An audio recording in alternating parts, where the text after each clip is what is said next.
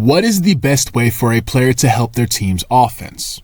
To score. Pretty obvious, I know. The only trait that is used to determine if a team's offense is good or not is how much they score. So it makes sense that the main way we determine how much a player is helping a team's offense is just by looking at their points totals. This is why when you look at the statistical resume of a player who's voted MVP, All-NBA, even just All-Star, they usually all have the same prerequisite. They're pretty much always averaging at least 20 plus points per game. Putting the ball in the hole is clearly the most highlighted skill in the game of basketball, but all of us know that it is not the only offensive skill a basketball player can or should have. There are a vast amount of ways a player can impact his team's offense, many of those ways often having a bigger impact on winning than just someone who scores a bunch of points. And yet, we still do a very poor job at recognizing the players in the league who boast these talents. We'll give them shout outs here and there, call them underrated, blah, blah, blah. But when it's time to actually put pen to paper and give these guys their flowers, we unsurprisingly leave every single one of them feeling a bit left out. Today that changes. Today we discuss some of the actual most impactful offensive players in the league and highlight the highly efficient seasons they have all been having. And to make sure we only discuss the truly underappreciated today, the only prerequisite for you to be featured in this video is that you don't score too much. Welcome to the Sweatshop's All-Stars.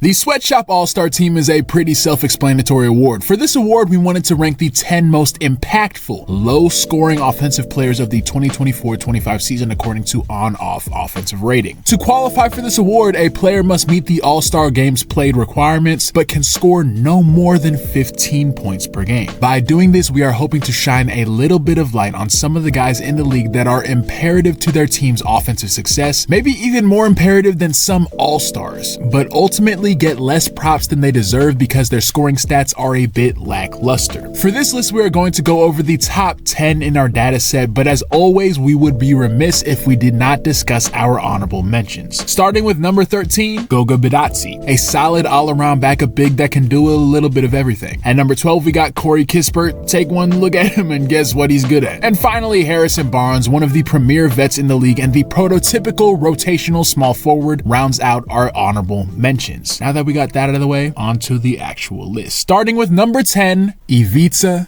Zubac. Ivica Zubac is the epitome of a pretty good starting big in today's NBA. Pretty much since the beginning of his career, he's just been a decent all-around player, not flashy, by no means an all-star in the traditional sense, but every moment he's on the court, he made his presence felt. Over the years, his understated impact has had more and more people calling for Ty Lue to give him a bit more opportunity. And it seems that this year, due to Podcast P moving his podcast headquarters from LA to Philadelphia, Ivica has gotten just that. Zubac has had a really good year so far, around 15 points per game, nearly 13 rebounds with almost 4 offensive boards. And as I said before, just a consistent presence at the center position. When I examine his game now compared to years past, I don't see anything drastically different. He's always been a good screener, he's always been a really good pick and roll finisher, and he's always had this simple but effective all elbows and post hooks post game, the Eastern European default if you will. Like, I don't think his game has drastically improved. I just think the Clippers have made an effort to feature him more in the offense, which has led to him becoming debatably the Clippers' most important player. Ivica has by far the highest plus minus on the team, and of the Clippers' 14 most productive lineups, he's a part of 11 of them. I can't lie, I had the Clippers being one of the worst teams in the league this year prior to the season starting, and they have soundly proved me wrong thus far. And despite the entire team seemingly stepping up their game, maybe the biggest reason for the Clippers' success this far into the season is one Ivica Zubac. Next up, we got number 9, Luke Kennard. Similar to Corey Kispert, take one look at Luke and guess what he do. No hate, no racial, but you know, our boy's a shooter. I don't want this joke to overshadow this fact though. Luke Kennard is not just a shooter. He's one of the best three-point shooters of all time. I'm not exaggerating. Luke Kennard currently has more seasons averaging over 45% from the three-point line than he has averaging under 40%. Of every player in NBA history who has attempted at least 100 threes in their career, Luke Kennard is second all time time in three-point percentage, only behind the one and only Steve Kerr. And no hate to Steve Kerr, but the threes Kennard is taking is a lot different than the threes Kerr was taking. Luke Kennard's career three-point percentage is higher than Russell Westbrook's career field goal percentage. It's almost as high as Kobe's career field goal percentage. You take someone that efficient at shooting threes and you put him on a team with multiple playmakers, and then you sprinkle on a little bit of his own playmaking, and you get one of the most impactful offensive players in the NBA and the 9th Sweatshop All-Star. Number 8, Delano Banton. Now, for 99% of you watching this video, this will probably be the first and only time where you will audibly say, who? Delano Banton? Who is this light-skinned Steve Lacy looking dude that can't even break through the rotation on maybe the worst team in the league? I myself thought this when I first learned of him last year, but if you put his anonymity to the side and just look at his game, you may come to the same realization I did. This brother may be the actual most underrated player in the league. Not the Drew Holiday type underrated where everyone says you're underrated to the point where you're actually by definition not that underrated. No, this is someone who literally nobody knows about, who I actually think has some game. Every sports analyst and YouTuber has one weird obscure player that shouldn't be obsessed over, but for some reason they just can't give them up, and I think Delano is that guy for me. And the fact that the numbers back up this obsession of mine this season gives me so much vindication. For my actual analysis of Banton, here's a clip from a podcast we recorded last year that wasn't released because of my terrible time management. So the podcast recording I have of my analysis of Delano Banton was deleted because I'm using a free subscription podcast recording service, and they delete the recordings after a year or so. But to make a long story short, Delano Banton is a 6'7", 6'8" point guard type player, which in and of itself is already super valuable. I mean, Ben Simmons made a career off of being a 6'10" point guard, even though he can literally do nothing but pass offensively. So you can see why Delano already has a little bit more value than the average role player. He's a decent shooter. He's a really good driver, especially at his size. But the thing I like the most about him is his feel for the game. If you have watched any of my prospect review videos on this channel, then you know that my favorite attribute for a prospect to have is the kind of esoteric feel for the game, because through my research of NBA scout reports, the feel for the game descriptor tends to be the biggest correlation between solid prospect and solid NBA player. So I love for my players to have a feel for the game, and Delano clearly has that. He clearly knows when to pass the ball, where to pass the ball, and he has a little bit of creativity. Delano is a very intriguing player. It sucks he's on such a guard-heavy team, because I think if he was on a team where he would get some actual opportunity, a team with a lighter backcourt, he'd have a bit more recognition. Right now, though, he'll have to settle for a Sweatshop All-Star vote.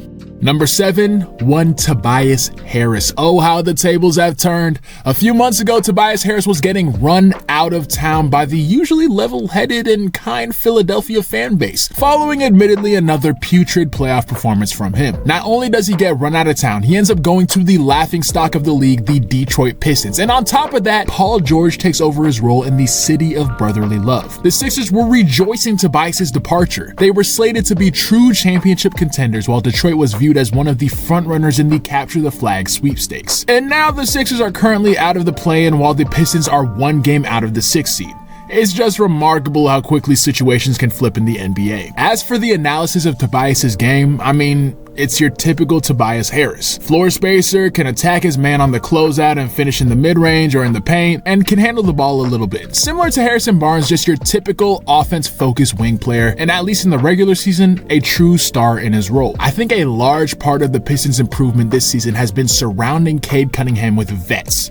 Not great vets, mind you, but just solid players like Malik Beasley, Tim Hardaway Jr., and the aforementioned Tobias Harris. Players that at the very least know how to play their roles, so Cade knows how much he can rely on them. So even though the numbers don't suggest it, and we are probably in for another playoff disappointment from him, as of February, March, whenever this video comes out, Tobias, tip my cap to you. Number 6, Keon Ellis. One of the next videos I have on my docket is a deep dive into why I think the Sacramento Kings are the worst run organization in the NBA. Every move the franchise makes contradicts the last. It truly seems like they have no idea what they are doing. But a broken clock is right twice a day, and Keon Ellis is one of those times where the Sacramento Kings were right. Keon is one of the best second-round draft picks of the last decade. He's a true blue, top-of-the-line 3-and-D gem, elite on both ends of the court, and has shown a few flashes of additional creation ability. Nothing Nothing crazy or anything. I don't think Keon is a star in the making, but the succinct way in which he attacks defenders, drives, and either kicks the ball out or dumps it down to the big man has me convinced that he could flourish in a slightly bigger role. Unfortunately, I'm not sure if he'll get that opportunity on the Kings. Even in this diminished role though, he's still one of the most impactful players in the league and will most likely be a mainstay for years to come on the Sweatshop All-Star team. At number 5, we got Guerschon Yabusele. Following a very strong performance in the 2024 Olympics, Guerschon Yabusele earned himself a contract in the NBA, specifically with the Philadelphia 76ers. On the Sixers, Guerschon was supposed to have a very limited role. Maybe eventually he would have become a regular in the Sixers rotation, but ideally he was just supposed to be getting spot minutes here and there and step in if there are any injuries. Well, out of nowhere, the Sixers had said injuries. Who would have thunk? And have thus been asking more and more of Guerschon, and he has stepped up to the plate and then some. The Dancing Bear is currently averaging 11 points on 52% from the field and 40% from 3. When watching him play, he kind of gives me the vibe of a taller and fully polished version of Kenneth Lofton Jr. If you remember him from the Memphis Grizzlies a few years ago, he's on the Shanghai Sharks now. He's actually on the Shanghai Sharks. But overall, nothing crazy to Guerschon's game. He's a really good screener, has a slow but consistent shot, is an intelligent enough passer, and is capable of attacking a closeout and finishing in the paint. Overall though, very excited for Guerschon's success. It's always fun to see players get to the NBA, or in this case get back to the NBA through unconventional means, and this man has not only gotten back to the league, but has probably solidified himself for at least the next few seasons. Well done, Mr. Yabusele. Number 4, maybe the greatest Sweatshop All-Star ever? Draymond Green. Like if someone said, hey, I kind of get what you're going for with this list, but I need an example. What player embodies the concept of Sweatshop All-Star the most? I would say Draymond Green, 10 times out of 10. In his 13 years with the Golden State Warriors, he has been the definition of low-scoring, high-impact offensive player. I'm not going to go into depth on his game because the whole point of this list is to give some underappreciated players some attention, and the last thing Draymond needs is more attention, but still. When you think of Sweatshop All-Stars, think of Draymond Green. On the court. Number 3, Jarrett Allen. If you don't regularly watch Cleveland Cavalier games, you may be surprised to see Jarrett Allen up this high on the list, as he kind of has the reputation of a good defensive big, but not overly impactful on offense. If you watch any Cleveland Cavaliers game though, it will become very clear very quickly how imperative Jarrett Allen is to the Cavs' success on both ends of the court, including offense. Jarrett is probably the most unflashy big man in the league, while also being the most fundamentally sound. He is very athletic, so it's hard to call him actually unflashy, but really, if he's not dunking the ball, he isn't doing anything that pops off the screen. But honestly, everything this man does on any given possession gets the Cavs that much closer to scoring a basket. He's a very strong and intelligent screener. When he wants to screen you, you'll feel it, but he's also good at knowing when to slip. Finishing wise, he's consistently at the top of the league in field goal percentage at the rim. If he has an undersized center on him, giving him a few post entries is a viable form of offense. He's an excellent offensive rebounder, and maybe his most underrated asset, he's a really good passer. Jarrett Allen is maybe the most underrated short roll passer in the league, and that's primarily because, again, he isn't flashy, he doesn't have a lot of crazy no looks or tight window one-handed bounce passes. He just knows how to get the right person the ball, which oftentimes means he isn't even looking to get the assist, just to start getting the defense into rotation. Jarrett Allen is, in my opinion, the most underrated player in the league, and I am very happy he ended up so high on this list. Number 2, Christian Braun. By far the most impactful Nuggets move of the last few seasons was drafting Christian Braun in the middle of the first round. If Christian Braun is not a top 10 role player out of the box, the Nuggets championship run for him a few years ago is a lot more difficult, maybe even impossible. And if Christian Braun did not progress into one of the most impactful offensive players in the league by year 3, then the Nuggets would not be able to sustain the loss of KCP and would probably be closer to 7th or 8th seed in the West rather than 3rd or 2nd. Christian Braun being this good this quickly has been the underlying key to the Nuggets' sustained success over the past few seasons. So what makes Christian so imperative to his team's success? What is the key to Christian's offensive prowess? Well, surprise, surprise, Christian's strength is kind of just another way to glaze Jokic, because Christian is one of the best cutters in the league, maybe the best, and putting him with a passer like Nikola has been, as the numbers suggest, perfection. You combine Christian's innate ability to know when and where to cut with a pretty good three-point shot, very good playmaking and driving, and a level of athleticism that makes you think his last name was also meant to be his skin tone, and you get someone who only 3 years into his career is already one of the best role players in the league, and also